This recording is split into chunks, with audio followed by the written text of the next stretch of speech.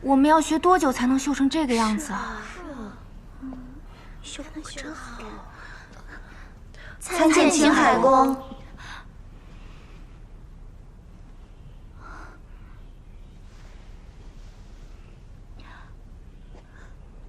公爷，居点一，我有话跟你说。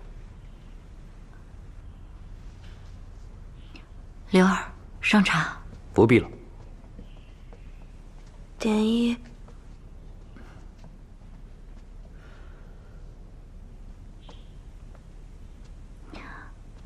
公爷，父亲既已去了，我说过，你不再是我的家臣。我们只是暗卫营的同僚，这声公爷，倒是不必。那今日您来灵锦寺，是有公事？居点一应该知道，建明承继了爵位，所以你我之间的旧事被重提了。今日来此，我是想说清楚。自从慈亲去后，我曾立誓，不藏私，不成家，以身奉国，立功自效。我们父母那一辈虽有前约，但你我之间本无约定，希望你不要自误。原来青海公到此，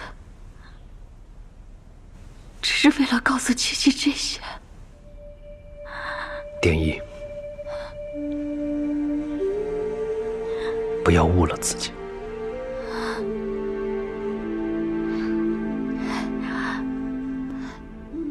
青海公放心，七七都懂。七七从来别无他意。那是我叨扰了，我有公务在身，先告辞。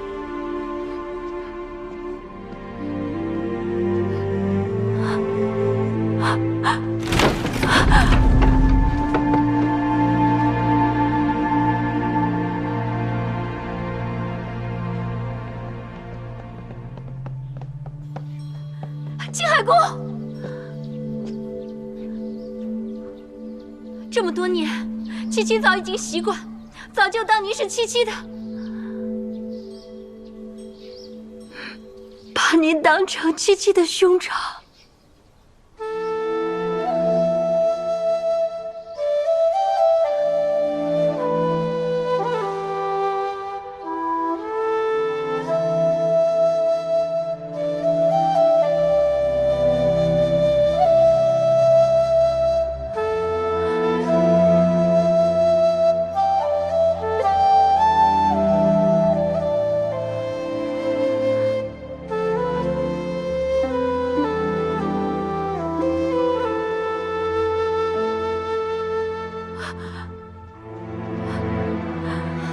点一，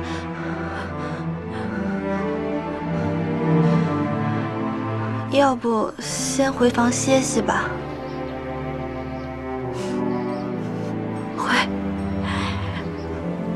回去吧。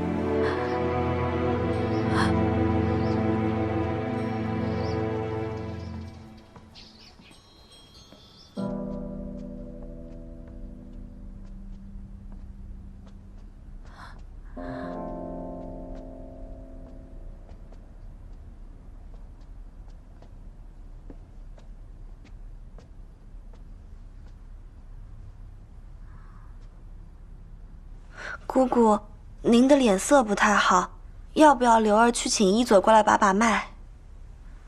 去拿个火盆来。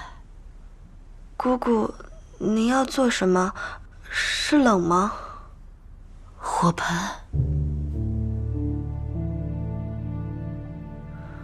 是。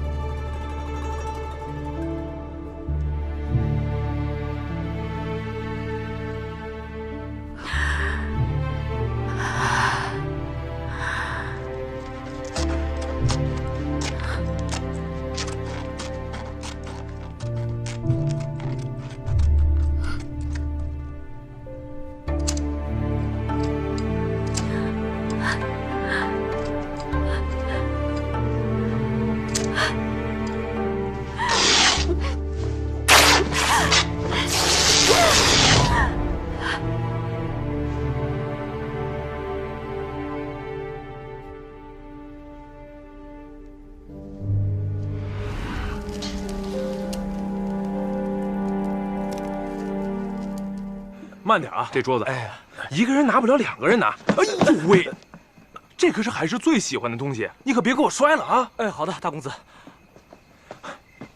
师傅，海市的东西都搬过来了，照您的吩咐，按照旧馆的样子大概置办呢。这海市肯定高兴坏了。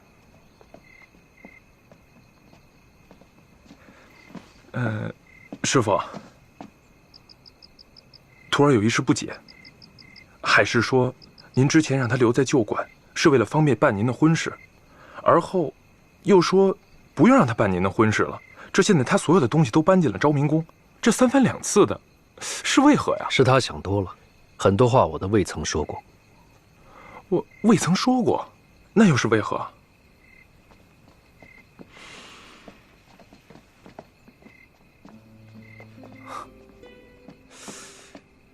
那是为何？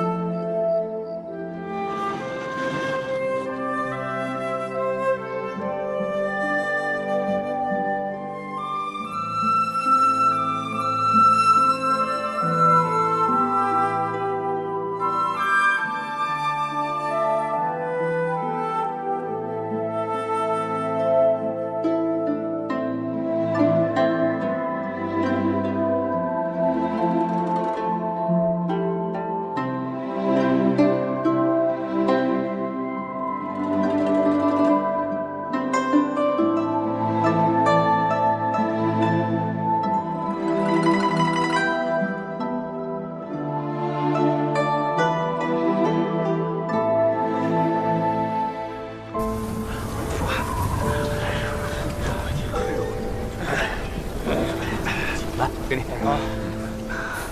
怎么了？咱们自东南向西走，每年10月大雪封山之前，都能遇见那些不怕死的雷州商人，赶着运红花、吉贝和麝香进夹满。按说今年黄泉关共有13万人马过冬，胡库人也不会捡这个时候来啃硬骨头。汉州的路上该更安全才是。可是这一路上静得出奇呀，祝捻人、尼华罗人、南皮人一个都没有。你的意思是，胡库人已经到了黄泉关？他们要是攻打黄泉关，我们过双环城时就该有消息。可是这个世界，戈壁沙漠里所有的祭泉都该干涸了，除了走毗罗山域沿河一带还有水草，其他地方都光秃秃的，又险峻无路。他们不闯黄泉关，那还能去哪儿呢？下雪了。这才9月末，这边竟下雪了。冰川，他们是从冰川上来的。冰川，那里人可以通过吗？这几年来，冰川多少有所消融。天气变暖，冰舌与岩石之间那些数丈深的深下，渐渐被水携泥沙填补。冬季再冻结起来，就平缓得多。但是，这样的话，冰川便容易滑动崩塌，根本无法行走。若是震动太大，还会引动山上的雪崩。因此，咱们在冰川前的水井屯才驻扎了不到2000人马。可是今年，汉州8月末就下了雪，胡库人那边怕是9月，不，8月底就被雪埋了草场。这么几十年一遇的寒冻天气，冰川都被冻得结结实实。除了走毗罗山域和黄泉关以外，这冰川就是最好的一条大路。再加上地势崎岖，容易遮蔽人马。换了我是胡库人，我也宁愿走冰川。他们带的粮草定是不够的，所以一定会去掠夺。是。从冰川出来后的20里便是水井屯，那里驻军不到2000，屯垦的百姓也只有2000多人，东西来往的商旅全在那里补给。咱们现在离黄泉关250里，离水井屯170里，还压着13万人过冬的口粮。张大人，你先押粮回营吧，我带人去水井屯。你这是出阵，又没个人带领，这为何要人带领？我们几个跟着大哥便是了。对，我们跟着大哥便是了。张大人，13万人的冬粮都压在你身上，自然不可分身。但这水井屯也不能见死不救，都是大征的将士，不能伤了军心。粮草要紧，还是先返回本营，再派人前往水井屯。到了营里再派兵，就怕是来不及了。李副将、郑副将，末将在。你二人率2000人马，听从方大人调遣，前往水井屯救援。是，我们一同前往。还有我们。张大人，我去了。走。所有人，准备出发。明晚天黑之前，一定要赶回本营。师傅，黄泉营新军的消息到了。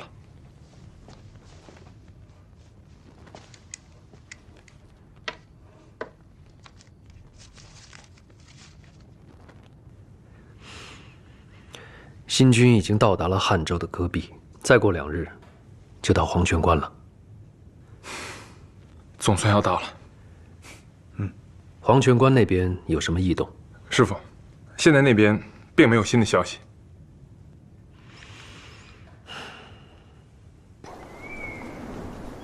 汤将军、张大人、符大人，黄泉营新兵与过冬粮草均已安全抵达。任重道远，有劳2位大人了。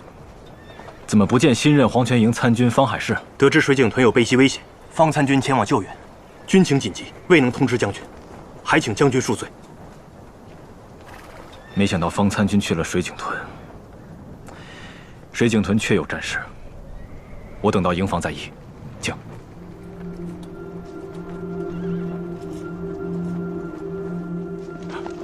汤将军，汤将军，水井屯战况如何？那些虽是胡库散布，但为数不少，且突然袭击加上下雪，消息来迟了。主营刚刚得到消息，正在谋划。只是按照胡库人的疯狂程度，这会儿水井屯怕是已经被夷为平地了。再者，沿途道路冰川结冰，其他消息还尚未送达。若胡库人是声东击西，主部意在袭击黄泉营，黄泉关怕也是一场恶战。如此，便只能弃车保帅，放弃水井屯，先守住黄泉关了。大征国土，寸土不让，更何况有2000驻军。方大人前往救援去了，倘若放弃，损失重大不说，日后谁敢去水井屯屯兵？谁敢为大征守鳖效力？张大人所言极是，可黄泉关与水井屯孰轻孰重，应该不问自知吧？更何况水井屯与黄泉关相隔甚远，即便现在狂驰前往，剩下的恐怕也只有废墟了。不必争了，汤某觉得张大人说的对，大征国土，寸土不让。本将军立刻派2名副将率其部众驰援水井屯。汤将军，这报！禀报将军，哨兵传来消息，有一路人马向着营地方向疾驰而来。可曾看清所属？打着大征的旗号，为首的是一员小将，看穿着应该是参军。是方参军。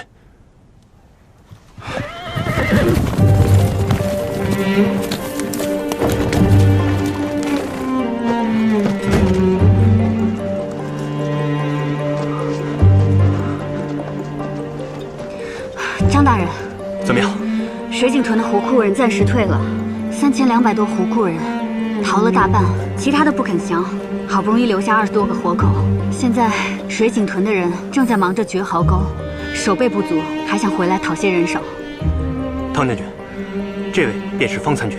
方大人年少英勇，我与他在居北镇见过。黄泉营参军方海市参见汤将军。陆副将、陈副将，在。你2人即刻率所属前往水井屯，驰援水井屯驻军形势。是。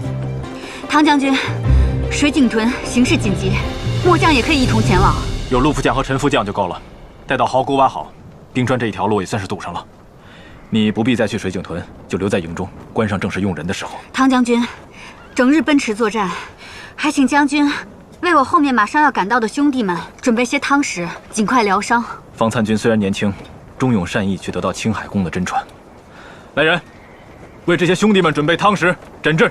是。呀！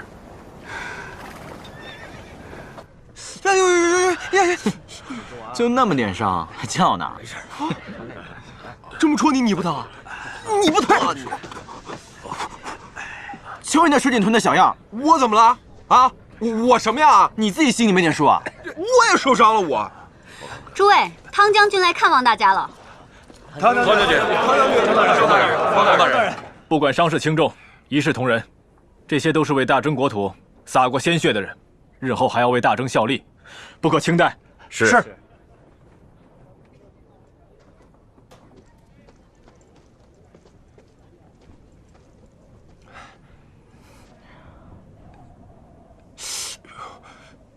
伤口或许会很疼，但过去这一道关口，便是顶天立地的汉子。将军说的是，这水井屯确实是一道关口。若不是因为我们大哥英勇无畏、战术得当，我们几个人死在那儿也就罢了，就怕连这水井屯也失守了。这次多亏了大哥，我们才捡回一条小命。谢大哥，谢冯大人。哎，将军，我们大哥安排了3路夹击之策，只给敌人留了1个出口逃跑，率领军民一起打击。诸位可以想象一下啊，这胡库士兵怎么能抵挡住咱们3路夹击军民联合呢？那根本就是不可能啊！对，果不其然，就从大哥给安排的那一条唯一的退路给逃跑了。就在他们准备逃跑的时候，只见大哥是身影一闪，直接落在那西门的土墙上。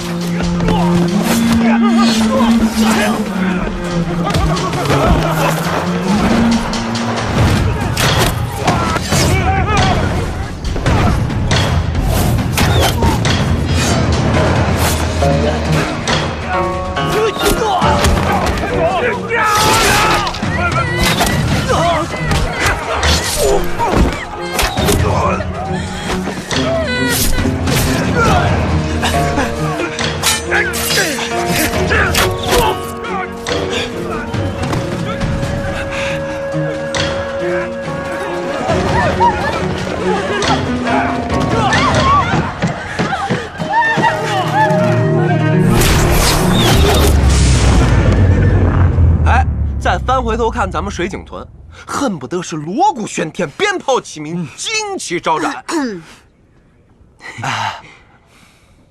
将军，总之，我们是在大哥的带领下，赶走了胡库人，夺回了水井屯。我看你啊，打仗是没那么生龙活虎，这会儿倒绘声绘色了。你呀，就不该来参军，应该去说书。不是，我怎么了？不是，我说的都是真的呀，是不是？对啊。若不是事实啊，早就把你嘴给堵上了。好了好了，别说了。好，方大人英勇，诸位也都是热血男儿，军中精英。我已分派了伙头，杀了羊，做了饭，今夜为大家接风，庆功。好。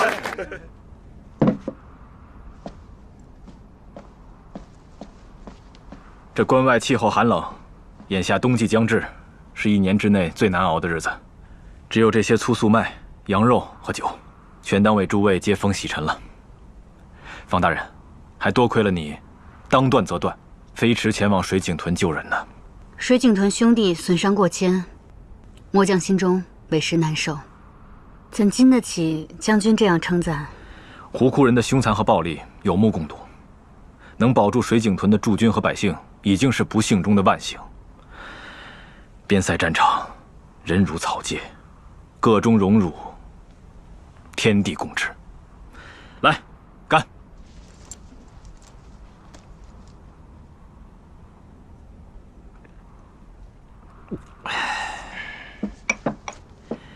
请。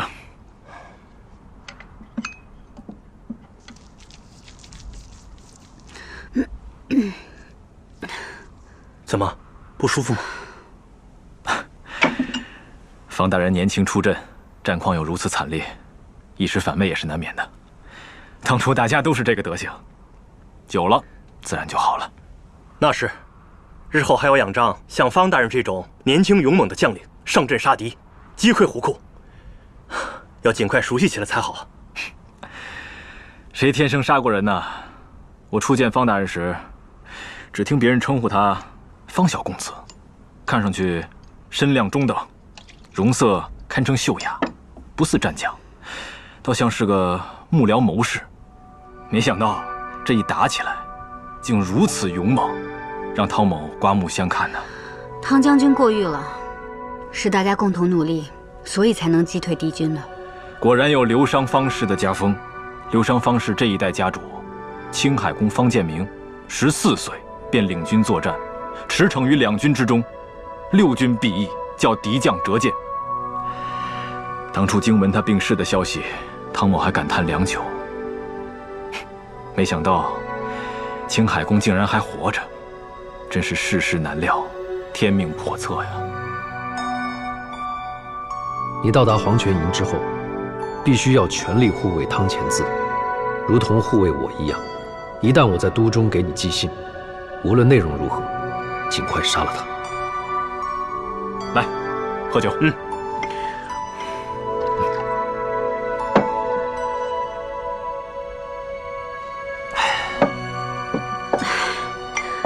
可不是嘛，天命叵测。方大人，你殿选第3，必是曾入宫面圣的，陛下可安好？陛下很好。那昶王殿下和淑容妃可安好？都好。听闻昶王每日最新在养育他的鹰隼，淑容妃进宫以后生了一次病，不过很快就好了。都好就好，都好就好。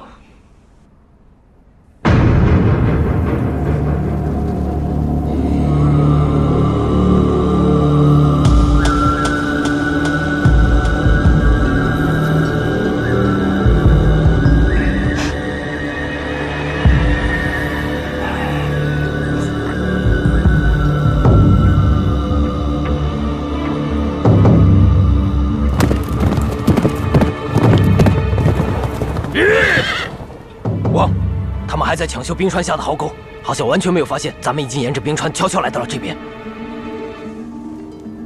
还是夺路的主意有用，声东击西。不过3000人攻击水井屯，就遮掩了整个湖库左部的潜入。只要我们小心一些，再小心一些，黄泉关就是我们的了。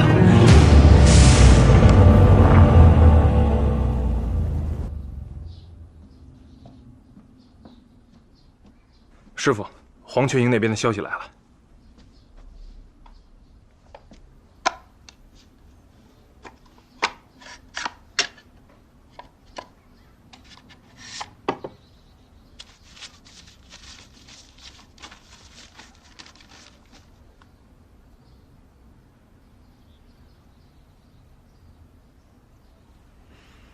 看来是有人故意切断湖库那边的消息线。原来是有内奸。师傅，汉州一带消息线需要尽快填补，倘若消息再有延迟，只怕会付出更大的代价。这次海氏迎难而上，保住了水井屯，下一次只怕会带累黄泉关。此事要详加部署。表面上我们是要填补新的消息线，实际上，你要不动声色地安插其他的内线，两边分单线进行，不可交互，不可走漏风声。新的细作线由你来掌控，静待时机，引蛇出洞。是，徒儿这就着手去办。师傅，海师那边，我要不要跟他讲一下？我担心他一……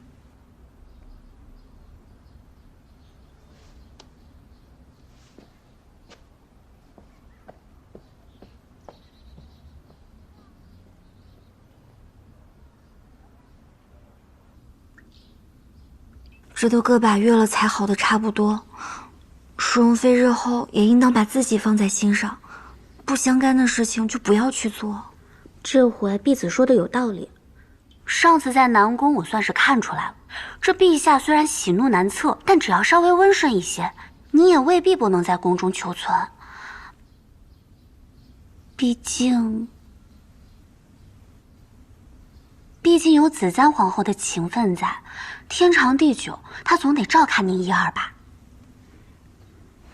我不愿取这个巧。哎，舒如妃。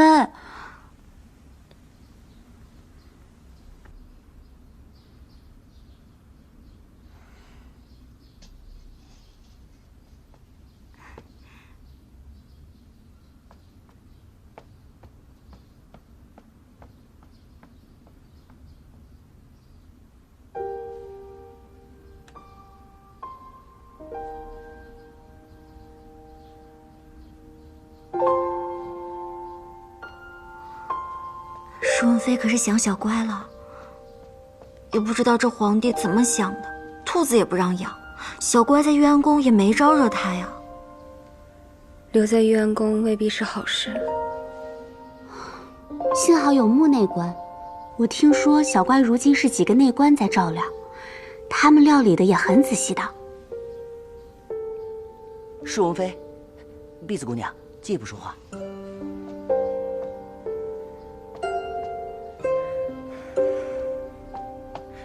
婢子姑娘，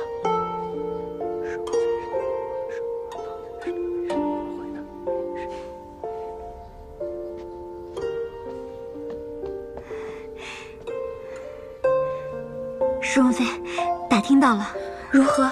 小芳大人已经随军到达黄泉关，路上还顺路去了趟水井屯，率军不过2000，击退了胡库3000多人，保住了水井屯，首战告捷。可有受伤？听积风馆的侍卫说，小芳大人英勇无比，毫发无伤。太好了，小芳大人毫发无伤，首战告捷。振绰哥哥身边又多了一员猛将，这可你的了。好倒是好，婢子姐姐日后打探这消息也要小心些，万一被那大真皇帝知道，咱们淑容妃又要遭殃了。你们俩去给我拿点彩纸来。又不是逢年过节，要彩纸做什么？快去。是。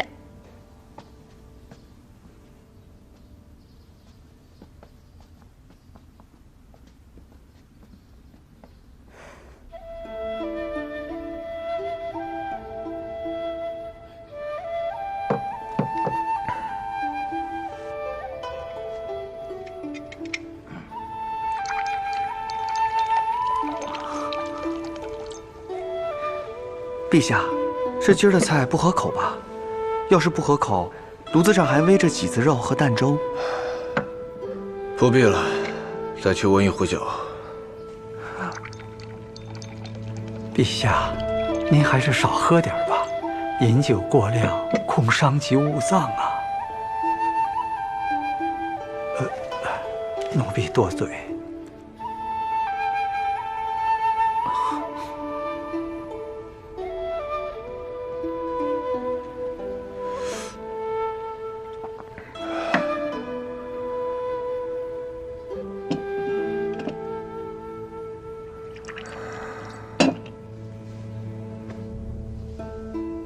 来，陛下。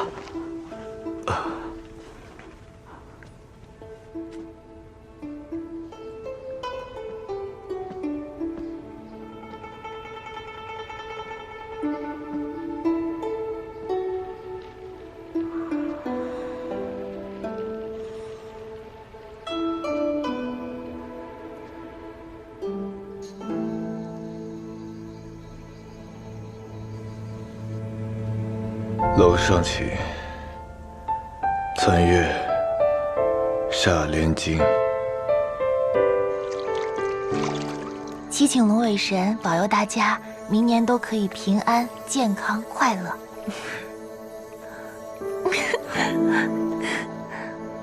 杰明喝多了，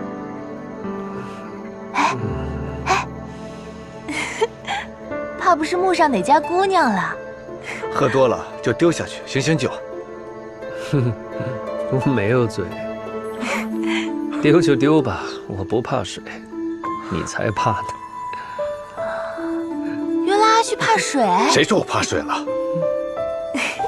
不怕不怕，如果你真的掉到水里，我拼了命也会救你上来的。你不是没喝多吗？我们接着喝呀。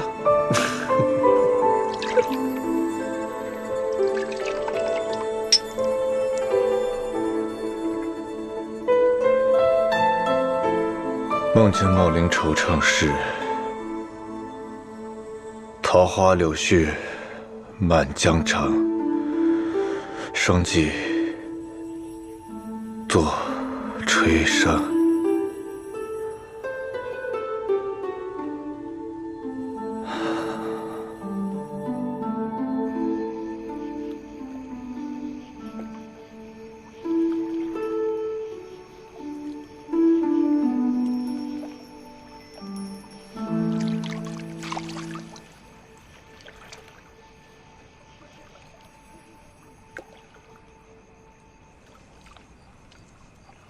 淑容妃还是快些吧，若是被发现，恐怕又要生事了。最近边关战事吃紧，陛下政务繁忙，脱不开身。旁的人更是不会管咱们的闲事儿。再说这双平湖地处偏僻，人迹罕至，你们就放心吧。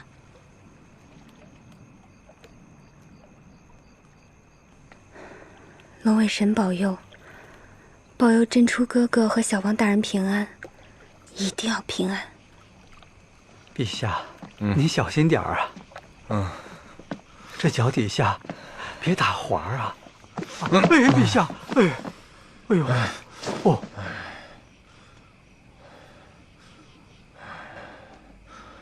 这是何物？哎，这是水灯啊！哎呀，这宫里不许私放此物啊！奴婢这就捉人检查。哎呦，陛下。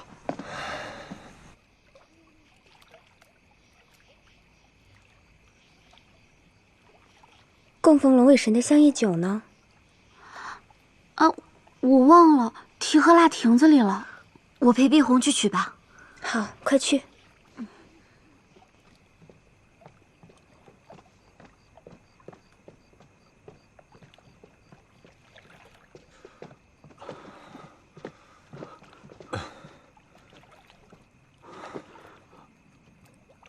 哎呀，陛下，这……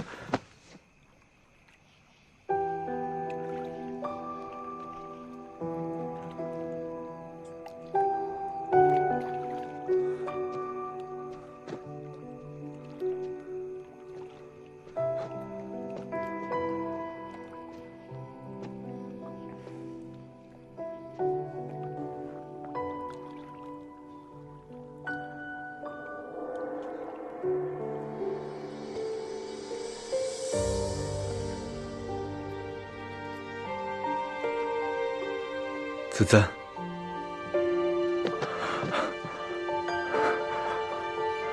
子簪，这么久了，你知道我有多想你吗？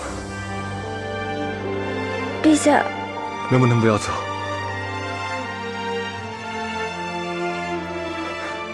陛下，陛下，你可……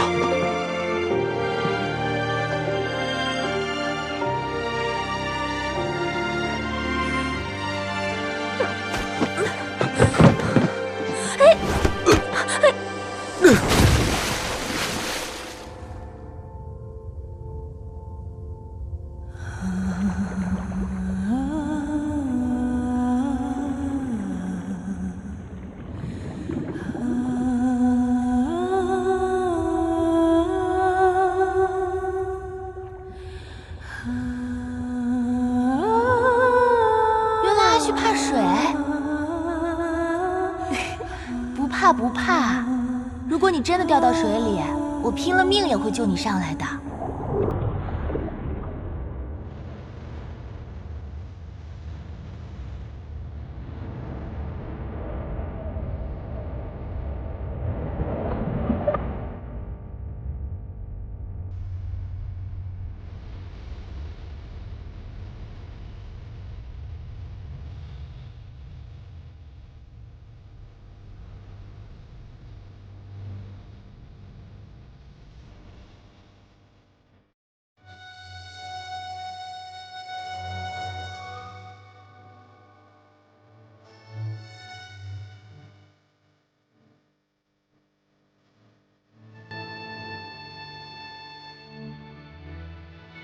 冷？不冷了，盖好被子，一会儿就暖和过来了。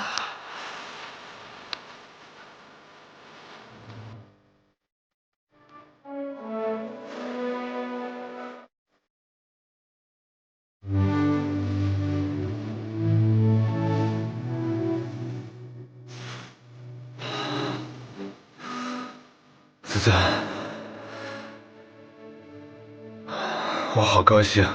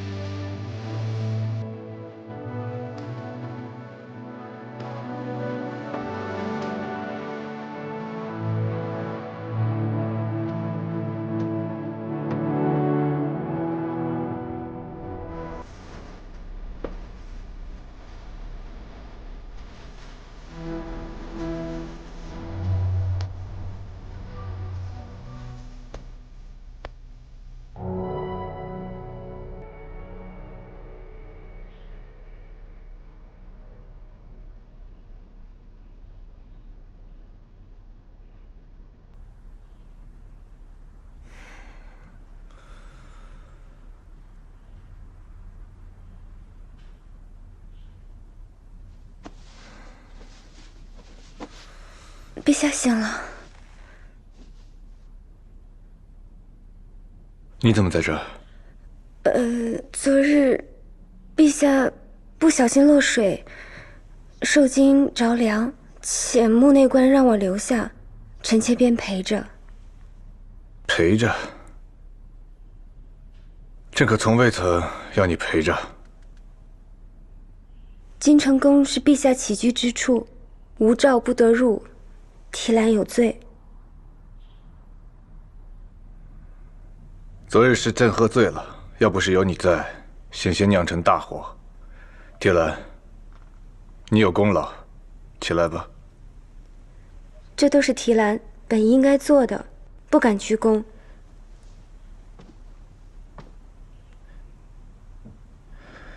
朕一向赏罚分明，更不想欠别人的人情。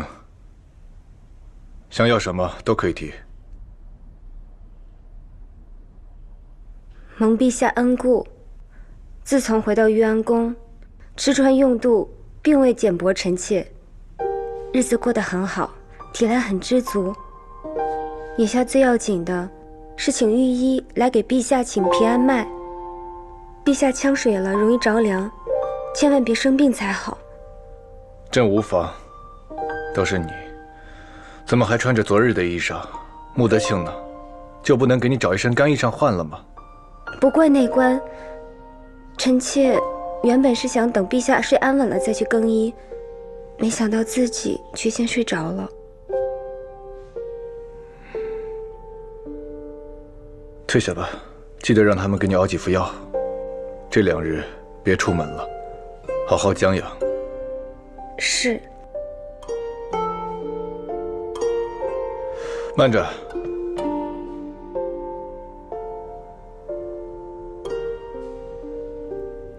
那只兔子他们给你送回去了吗？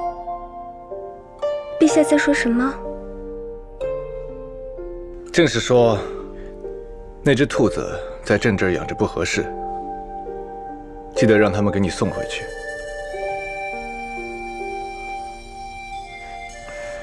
不必跪了。谢陛下，谢陛下体恤。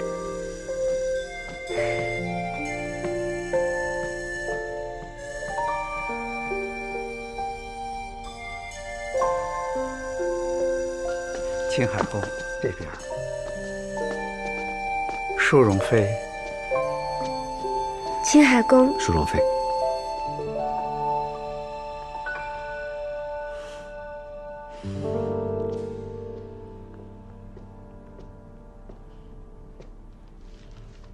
陛下，谁？青海宫求见。进来吧。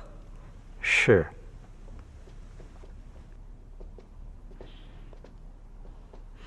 陛下，这么点小事就把你也给惊动了。有奏报，黄泉关的捷报已经传来了。这汤前字当真挺会做人的，口口声声都在褒扬方海市，好像没了方海市，水井屯就丢了似的。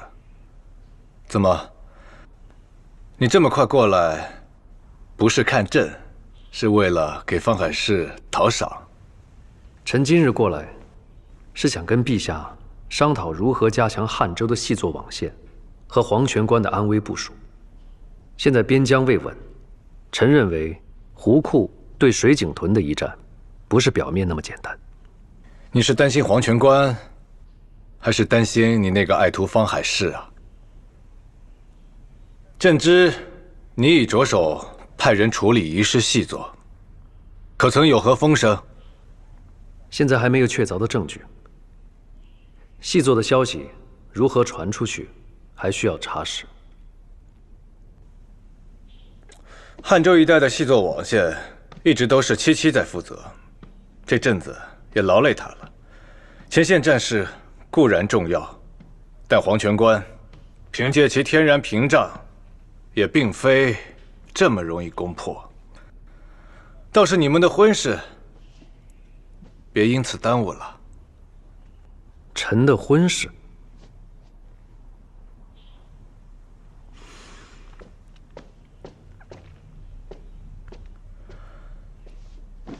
方海市领命前往黄泉关时，朕告诉他要给你和七七赐婚，他没告诉你吗？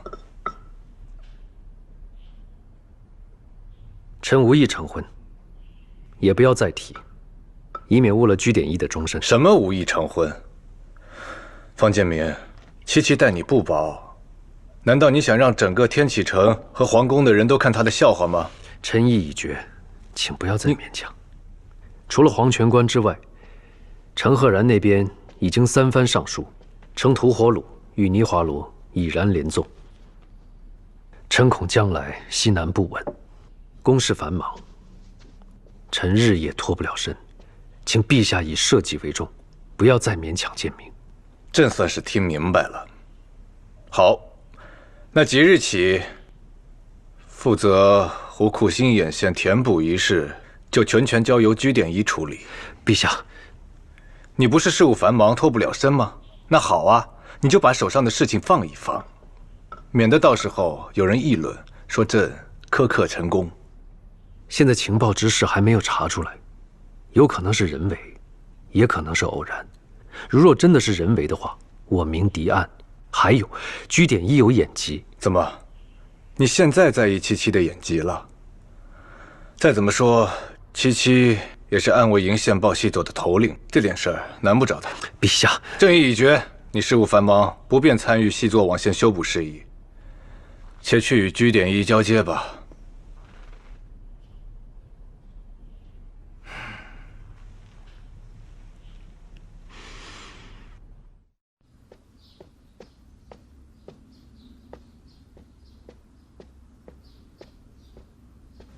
师傅，您找我。坐。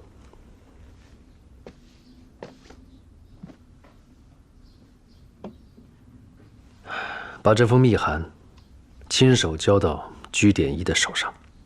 之前让你重新填补那些丢了的暗线，以后一并交给他来掌管。填补暗线的事情交给居典一，此事不可呀。照我说的办。湖库此次突袭水井屯，事先毫无预警，可能是有人在大做文章。此事非同小可，师父就此放手，徒儿只怕……这是陛下的旨意，我等唯有遵旨。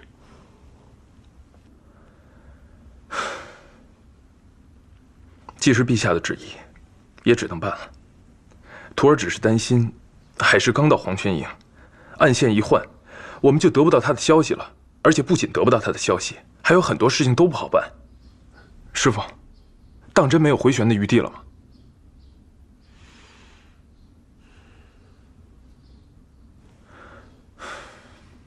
徒儿明白，只是这条线之前都是师父单独对接居点一，徒儿是下属，又是晚辈，若我去，陛下让我交出这份差事，我已遵旨，其他事情不必在意。你只要暗中留意是否有人盯着林锦司便可，一有异动，马上来报。徒儿遵命。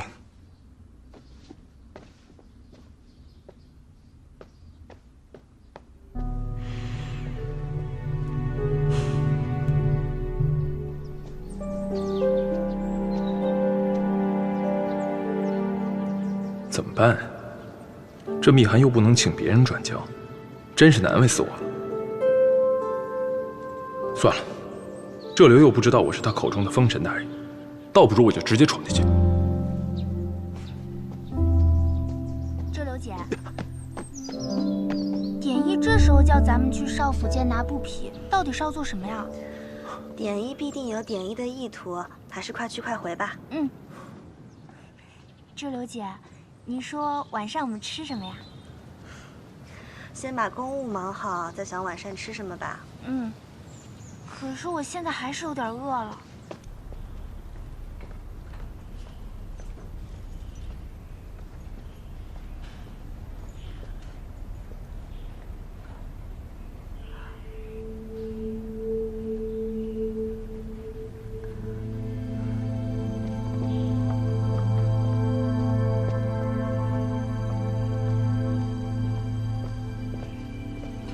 方大人，酒后了，卓英参见典一大人。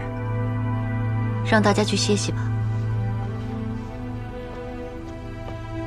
典一大人，陛下有旨，命季风馆将填补汉州一带新旧消息县事务全权交于典一大人。师父已将先前所有的内容放在这封密函之内，还请典一大人过目。若典一大人有任何疑问，尽管询问卓英。方大人，我这双眼几乎已废，这密函我如何看得清晰？是卓英疏忽了，卓英自会把密函内容详尽向典一大人说明。方大人，交接之事，青海宫大可传我去季风馆，不必劳烦方大人特意跑这一趟。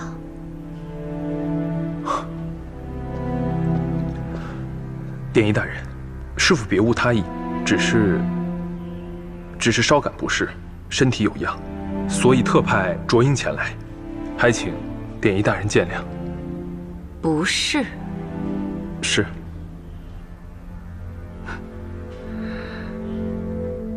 你别挤啊！谁挤你了？是你挤的我。让一下，小心我的水灯。让一下，来吧，你放这儿。放好了。哎，让一下，让一下！你们俩放什么灯啊？哎呀，那日陛下从双平湖回去后啊，淑容妃就在京城宫待了一整夜呢。陛下这些年从未宠幸他人，淑容妃可不一般呐。对呀，这不是也想来沾沾喜气吗？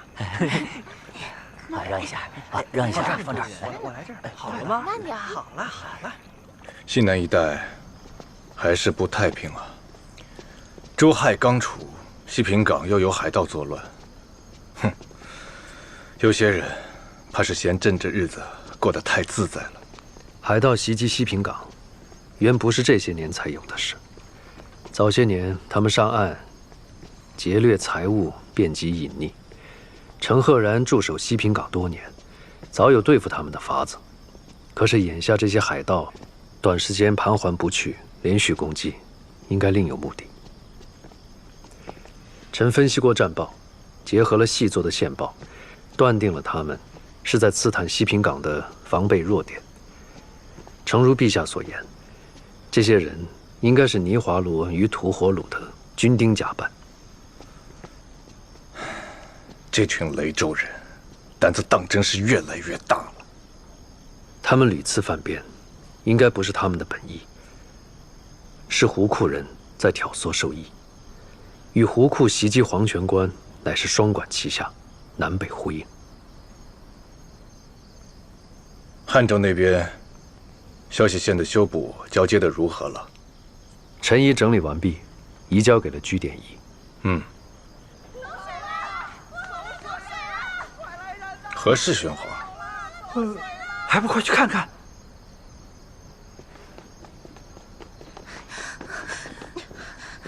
陛下，何事惊慌？奴婢们在湖边放水灯，走水了。又不是过节，放什么水灯？还不快说！宫里人都说，淑容妃在湖边放水灯才被陛下宠幸的，所以奴婢们也想沾沾喜气。混账！穆德谦，奴婢在。宫人私下议论帝妃，该当何罪？杖责20。今日放灯的人，各杖责20。若以后再有人敢在双平湖放灯，杖30。若屡犯者，押入内狱。遵旨。还不快拖下去！陛下饶命！陛下饶命！陛下饶命！拖下去！陛下饶命！陛下。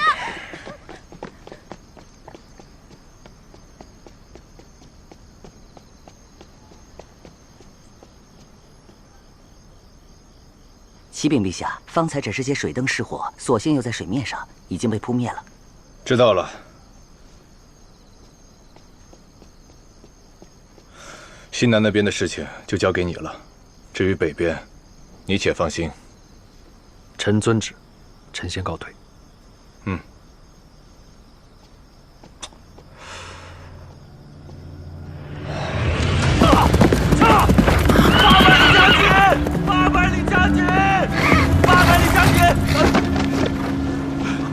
没事吧？800里佳琪，不要管我。800里佳琪，快！800里佳琪，800里佳琪，800里佳琪，800里佳琪！混账！假装海盗侵袭海岸，刺探虚实，实派船舰隐匿海上。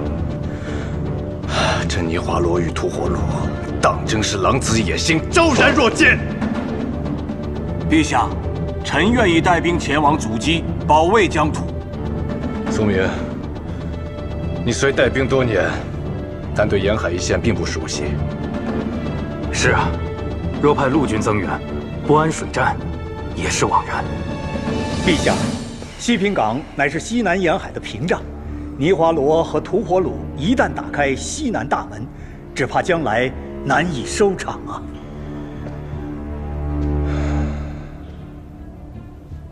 青海公，你有何主张？回禀陛下，臣愿一试。至于兵源，刘商军累年屯田，一直没有减员，愿为陛下肝脑涂地。是啊，还有青海宫的刘商军啊！青海公果然忠肝义胆呐！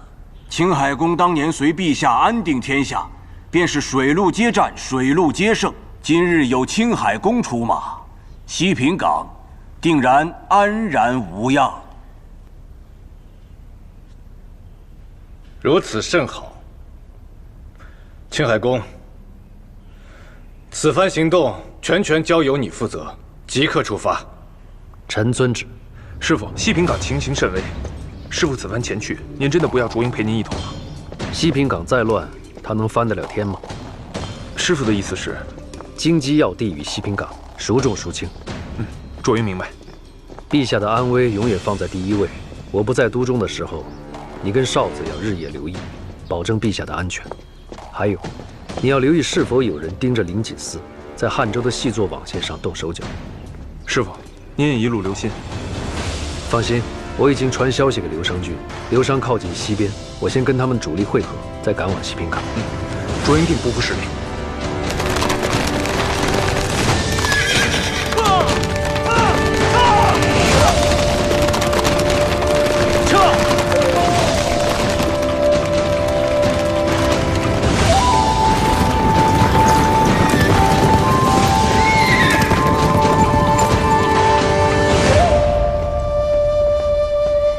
参军，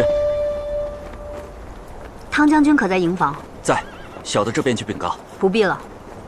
是。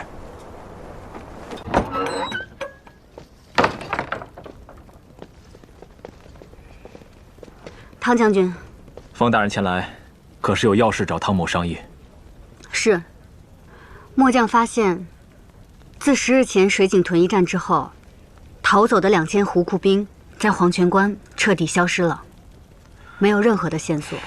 末将觉得很奇怪，这2000人总要吃喝，总要宿营，就算隐藏的再小心，也总会有线索的。方大人和汤某想到一处去了。胡库那边的细作没有传来任何消息，我已派出人手前往关外查探，但至今尚无结果。我方才查看地图也是在想，这冰川之路已然封上，他们既无退路，到底隐匿在了何处？末将只是担心这水井屯一战只是胡库人的计谋，我怕后面还有更大的威胁在等着。方大人所言极是，若胡库趁此当口大举进攻，黄泉关的百姓怕是在劫难逃。本将军即刻增派人手前往关外巡查。末将想带一小队人马前往水井屯查探究竟。你乃是参军，原不用如此劳苦，带兵打仗才是你的职责。黄泉关是大征的命脉，保证黄泉关的百姓不被胡库人欺凌，才是我等的职责。还请汤将军允准末将的请求。难得方大人有这份担当，你便点一队人马出关去吧。是。等等，如今大雪风暴将至，黄泉关外尽是荒漠戈壁，偶有断山，胡库人凶残又暴力，万事小心为上。谢汤将军。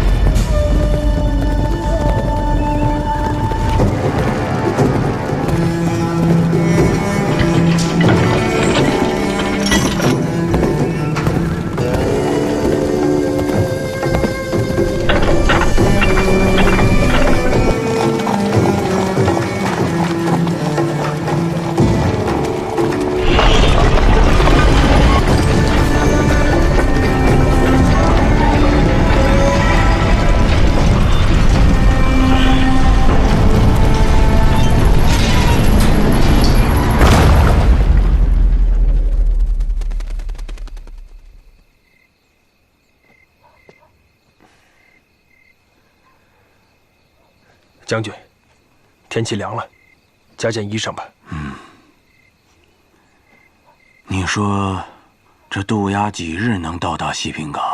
属下并不知道这渡鸦几日能到达西平港，只知道会比人快。他们就算再快马加鞭，也快不过这只渡鸦。哼！他欠我一条命，你说他会不会拿方建明的命来抵我的恩情呢？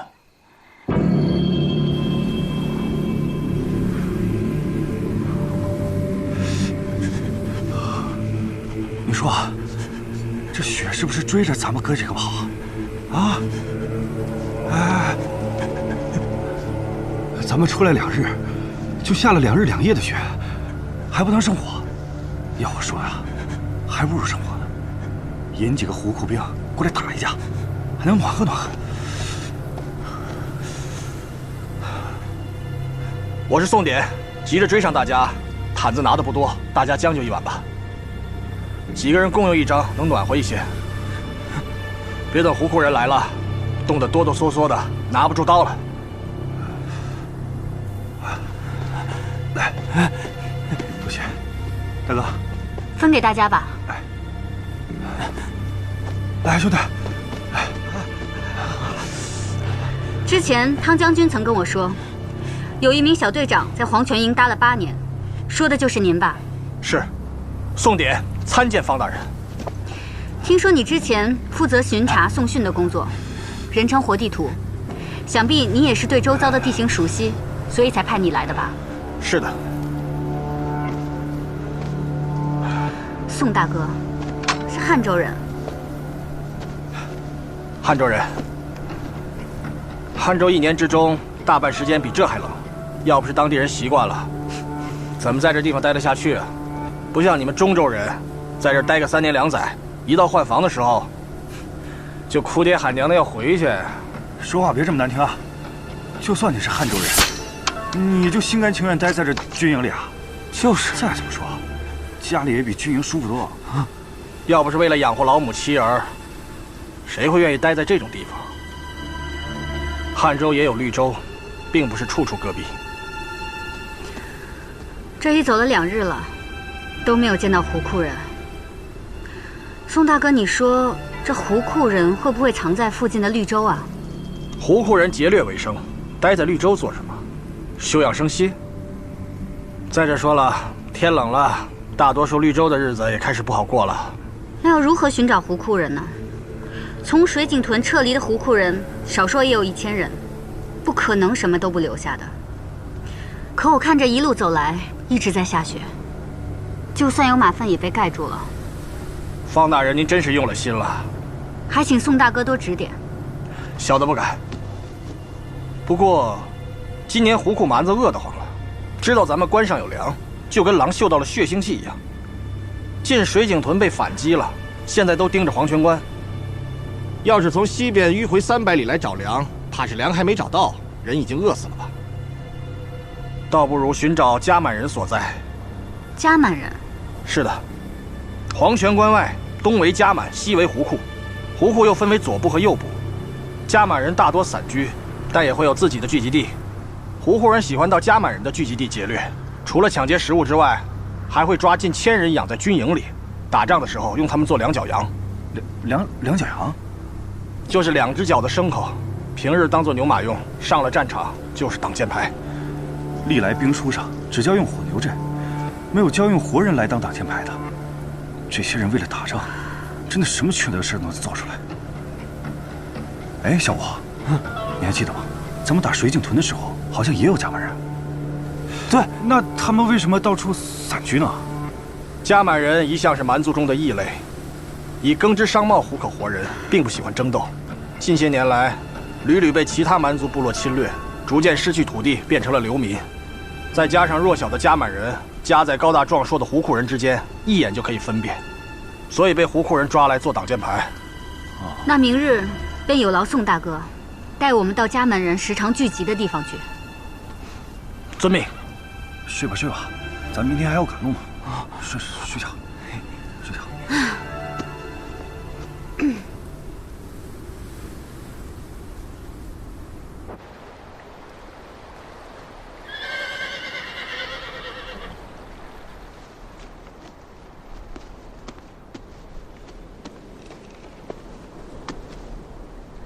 醒醒！大哥，雪停了。怎么是这个时候啊？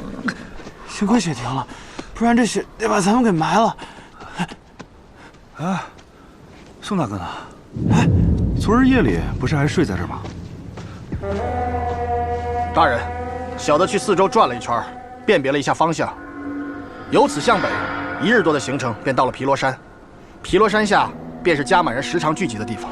好，那便往皮罗山出发吧。是。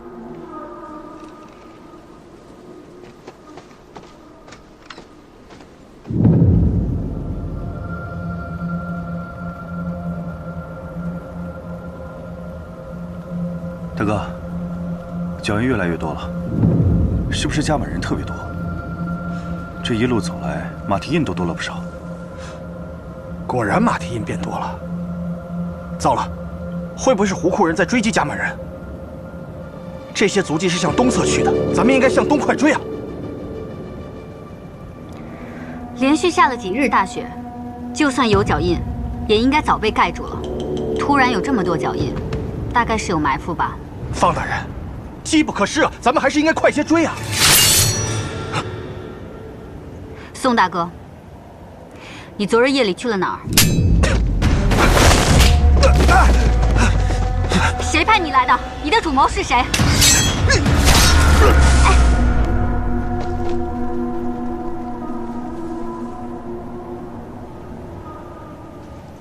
大哥，怎么办？他把我们引过来，一定是因为胡库人就在附近。这附近只有皮罗山能够隐藏大批人踪。那就沿着马蹄印走。他让我们向东走，所以我们绝对不能往东走。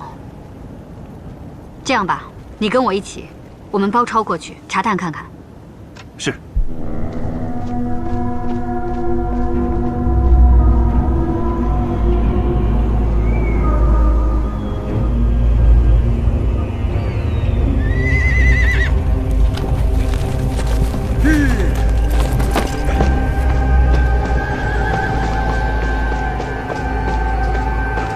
王，自从那边的人传来消息，说带着方海师往这个方向来了之后，就失去了联系，我们也没有寻到他的踪迹。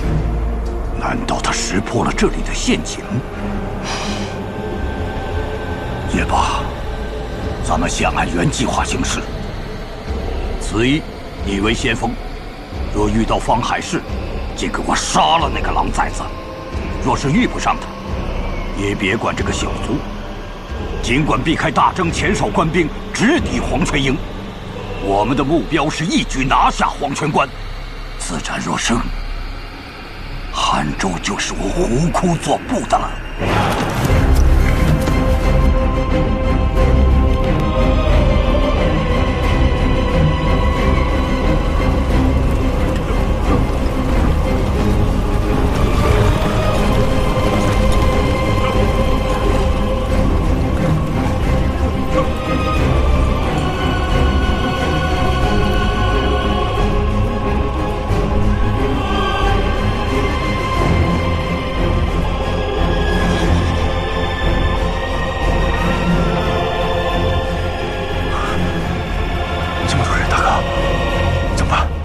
好像是胡库主力，行军的方向是黄泉营，他们要搞奇袭。不行，你回去通知汤将军，我去麒麟营看能不能搬来救兵。好。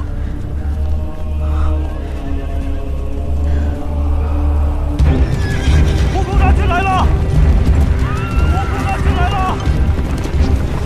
快备战！事无恙和效果，快开城门！是。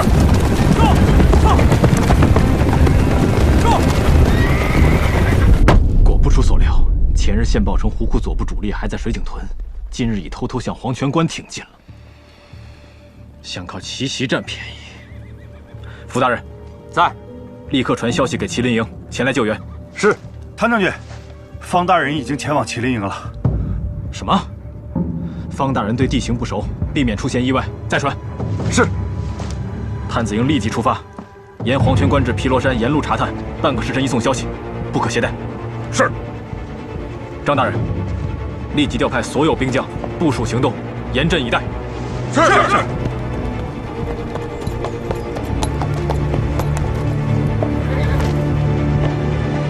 西滨港刺史陈赫然参见青海公。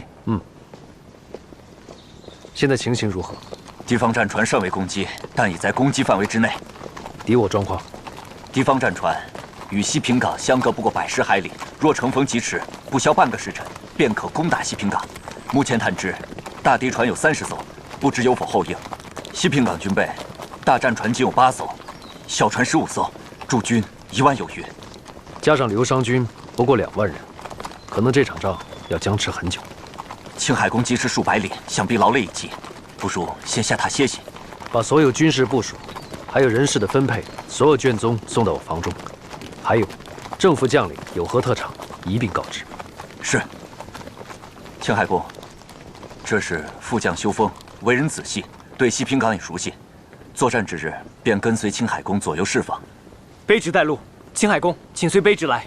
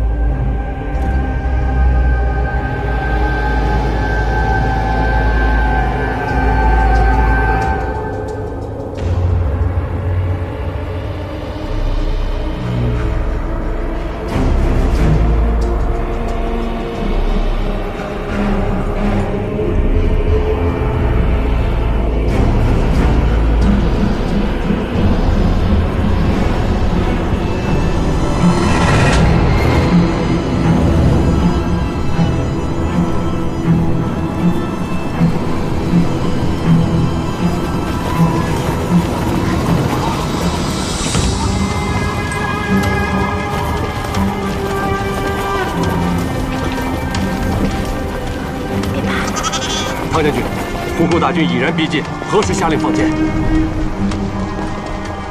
人群中有很多加满人，贸然放箭，恐怕会伤到他们。眼下形势十分凶险，倘若黄城关失守，便可危及到大征啊！准备放箭，尽量别伤到加满人。是，准备放箭，准备放箭。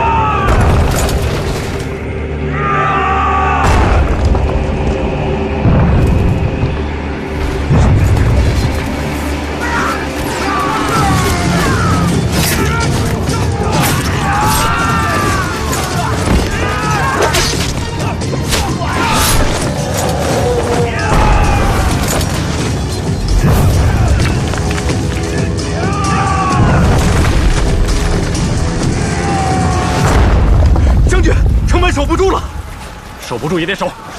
西林营那边可有消息？侦察线被劫，消息传不进来。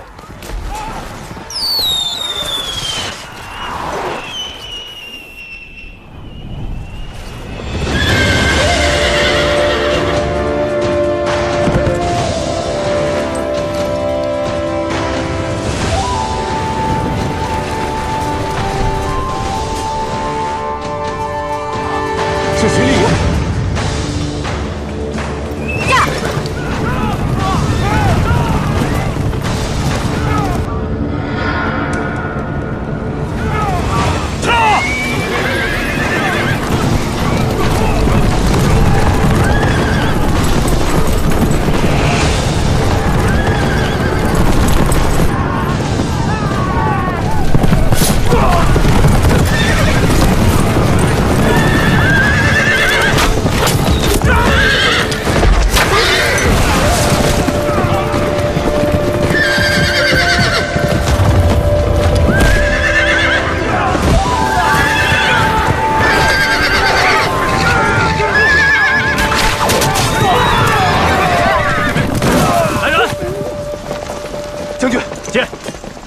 传令下去，能出战的全部集结，随本将军出战。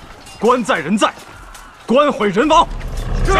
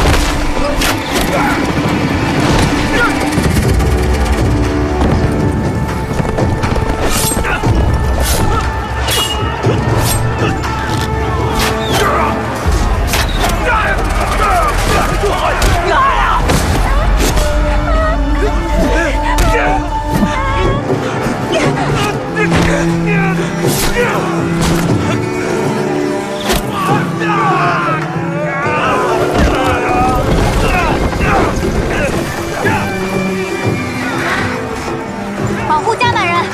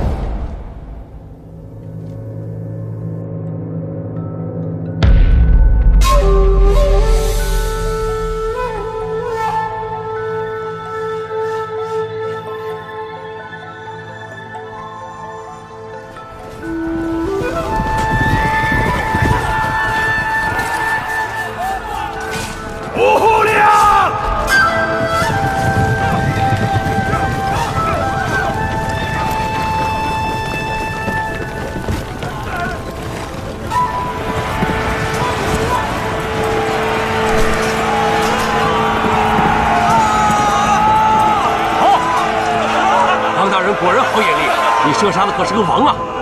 所以胡库人才会举起黑旗。我听说胡库人死后从不下葬，只是各部藩王战死沙场之后，才会将尸首送回去，包裹上黄金下葬。这佐普敦王啊，生性好斗，袭击黄泉营那3000兵马也是他的部下。现在他死了，所以他们才撤退的。那是卓英吗？除去发色，那面容与身形，我与卓英从小一起长大，绝不会认错。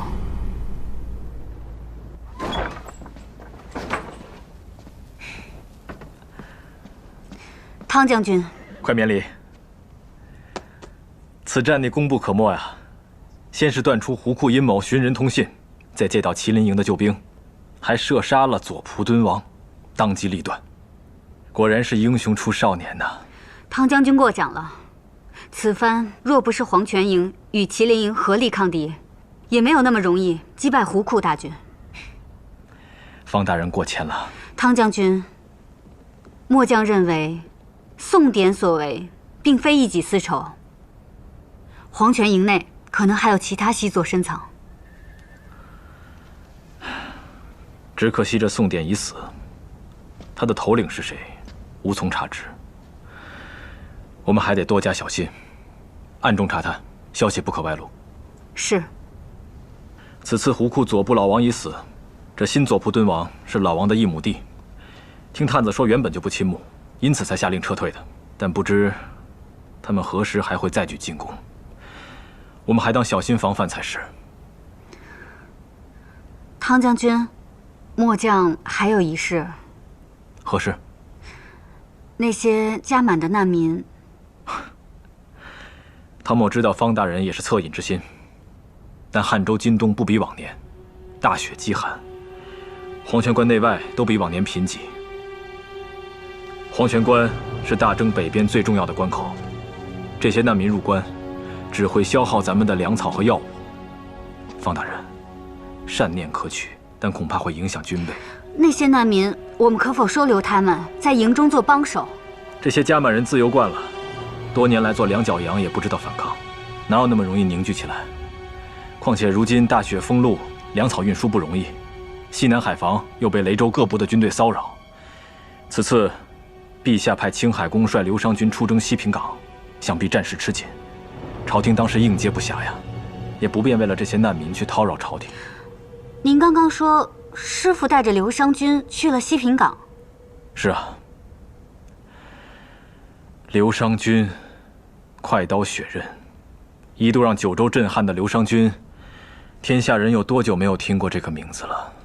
大征的海岸线绵长，雷州诸部又擅长水战，师父此番怕是要费些心思了。必须要让所有战船列好阵型。还有，这里，青海公黄泉关密函。你们几位先回去歇息。是。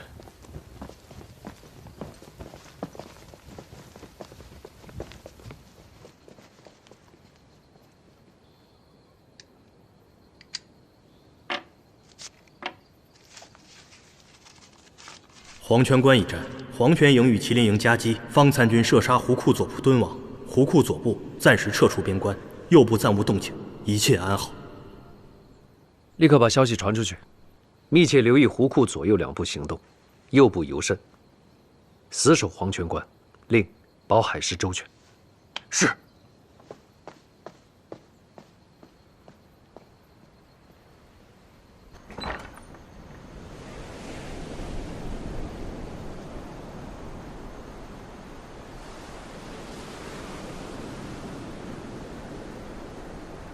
这扳指贵重，带到战场上，唯恐碎了，还是还给师父吧。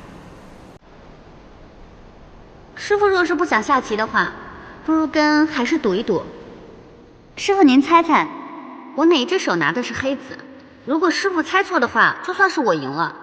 我赢了的话，师父要答应我一件事，无论以后海狮做错任何事情，您可以骂我罚我，但是不能不理我了，好吗，师父？又是。赢了，说好了，师父以后不能不理我了。师父这么多年对海狮的教导，海狮一直都记在心里，也非常感谢师父对我的教导，我以后会更加努力的。我之前弄坏了师父的玉佩，所以给师父做了这个。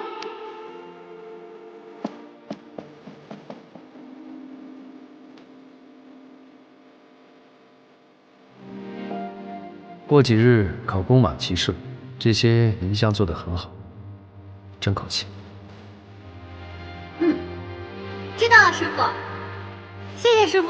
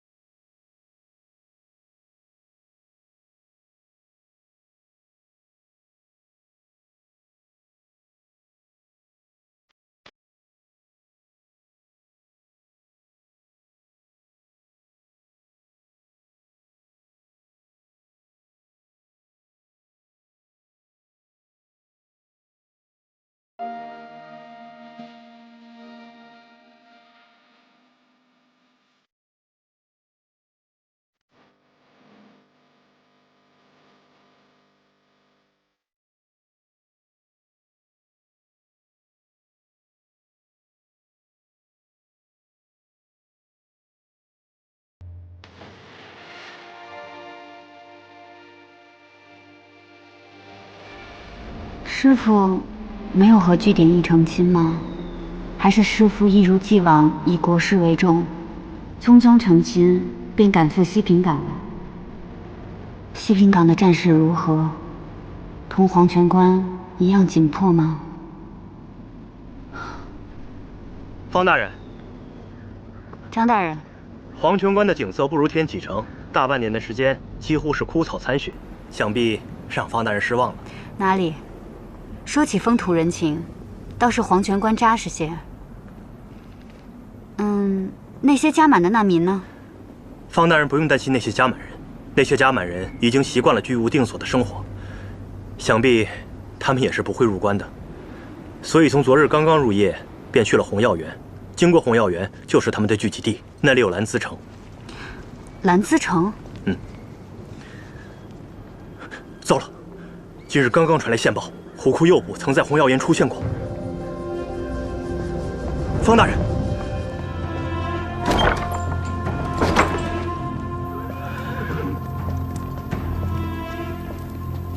汤将军，方大人果然机敏，刚刚得到虎库右部的消息，你便赶来了。虎库右部可曾靠向红药园？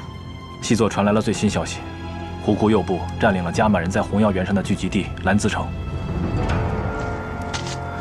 看样子，暂时是没有攻打黄泉关的行动。但若虎库右部休养一阵子，抓够了两脚羊，便未可知啊。左部跟右部可是会联合。 虎库人天性好战，虽说左右两部都属虎库，且彼此之间有血亲关系，但两部素来不和，各谋其政，联合作战的可能性极低。只是虎库右部有了兰姿城作为补给，对于黄泉关而言，倒是个不小的隐患。先前那些加满的难民并不知道兰姿城已经被占了，正在赶往那边去。这也是无可奈何的事儿。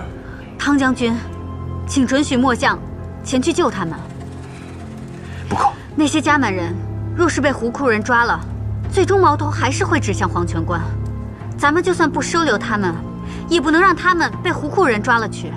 请汤将军准许末将带上一队兵马，赶在加满人到达红药园之前告知他们，兰姿城已经被占了，请他们改变行进路线。汤将军，也罢，快去快回。 谢汤将军。